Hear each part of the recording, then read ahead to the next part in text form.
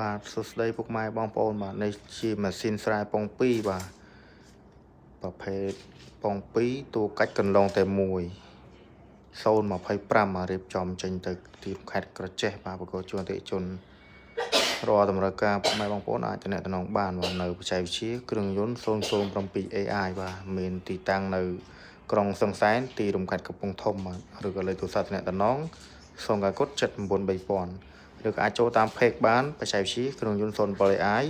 និង channel YouTube ខ្ញុំបាទផ្ទាល់អលចំណាប់ក្នុង channel YouTube អញ្ចឹងឈុតនេះស៊េរីថ្មីបាទនេះកន្លែងប្រព័ន្ធបញ្ជា